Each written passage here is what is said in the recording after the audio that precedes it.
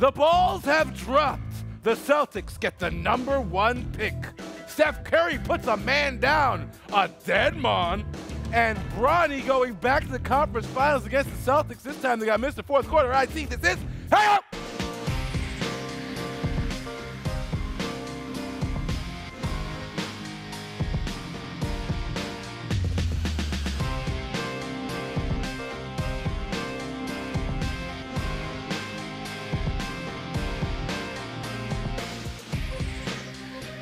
That's right, basketball fans. You heard it here first. The balls have dropped. The lottery is gone, and we got to talk about it. My name is Akil Augustine, coming to you from inside the Air Canada Centre. This is the Hangout, Canada's home for talking hoops, and it's time to introduce you to the 3 people who will be sparring, battling, throwing jabs back at me, winning. All right, sure. There's that guy too. Dan Gladman, the boy in blue today. How you doing, man? I'm always here now, huh? Yeah, because you don't have a job anymore. You are gainfully My job unemployed. is to babysit you. Okay, well, okay. You've got your work cut out for you Yes, today. Brother from another mother, constant hater. don't even know why Go Cavs, go Cavs. Don't even know why we invite him on the show. The director of the Northern Kings and King Nation basketball program, Vidal Messiah. How you doing, buddy? Have me. I'm great, buddy. All right, and now we got Kelsey Wright, one of our favorite basketball reporters, a young lady who made a very strong performance in her first game, so we decided we're bringing her back. So now it's time to hear what you have to say about the lottery. First off, how you feeling?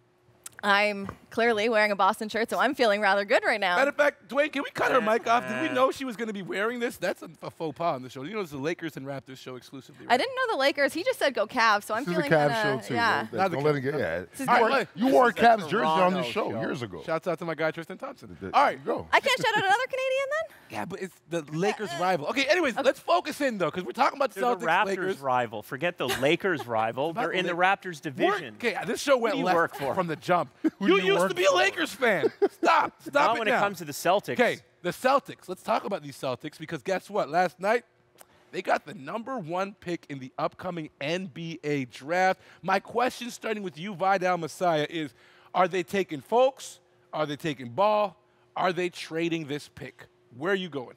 I think you can't go wrong with either 3 options, to be honest with you. If I'm Danny Ainge, I might trade the pick and, bring in an all-star, small forward or bring in a piece that, could really help us continue to build into the future. But, I mean, Josh Jackson's a stud. He's got star potential. Jason Tatum has star potential. You really can't go wrong. I want to know what you're going to do. I don't want to get your synopsis of everybody. I'm not the draft. GM, so I'm actually not doing anything but watching. But what but you're on the show. So I'm asking you a question. So you have to answer the question. That's the format of the show. I'm sorry. Okay, fine. I've got to answer. Wow. I'm taking Jason Tatum, Dan. At #1?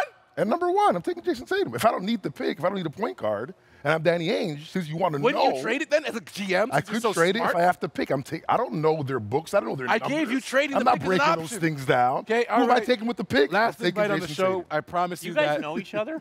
Kelsey, who are Man. you taking? I'll answer your question. Thank if you want. you.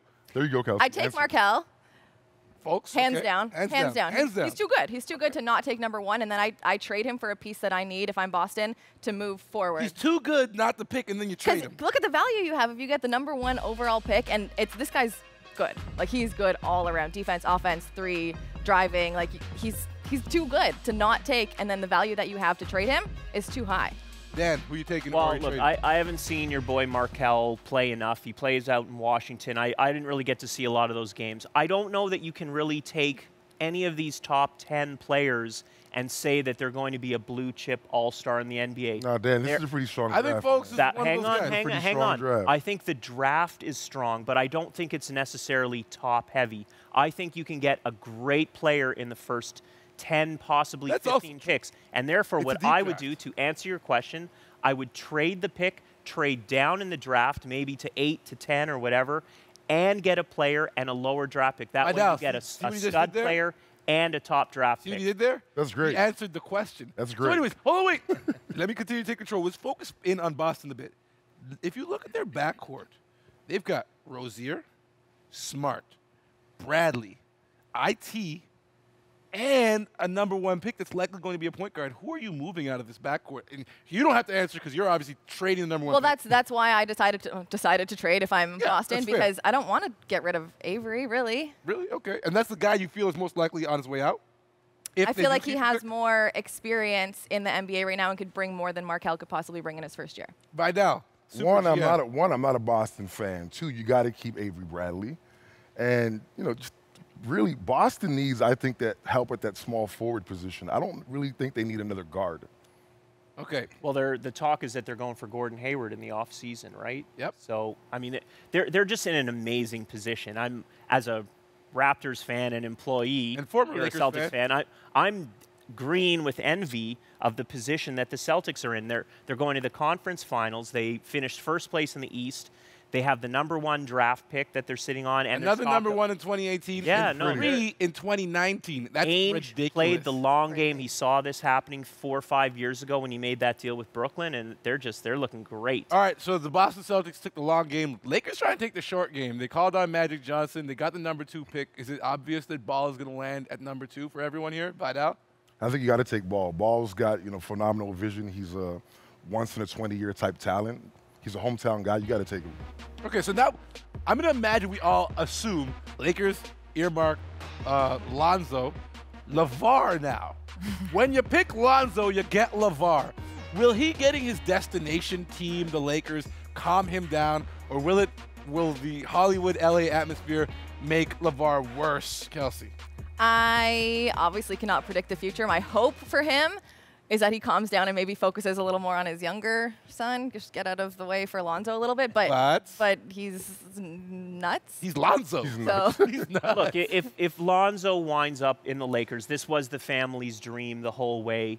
And now you're in a professional situation. I don't know that whatever LeVar does, and he will continue his antics, but I just don't think it can impact a professional team the way it would impact a college team or a high school team. I think Lonzo Ball will be cocooned away from his dad under that Lakers, whatever professionalism is there these days. Pelinka, Jack. But you have Magic Johnson there who's going to take him under his wing. Kobe's going to be involved, obviously. How do we? Kobe's got way other things going on. Pelinka is right Kobe's now. agent, and they're in cahoots. Kobe does not work for the Lakers right now. He's got bigger and better right now. But he's going to be Lonzo Ball. If he lands at #2 to the Lakers, is in a good position. I don't think whatever the dad does, I don't think it's going to distract. Now the Lakers are saying they're going to build around Ingram, who is a guy that I'm not 100% sold on yet. But what does that mean for D'Angelo Russell or Ball if he even gets drafted there? Well, they can make some moves. They have a lot of young talent, and this is how the Celtics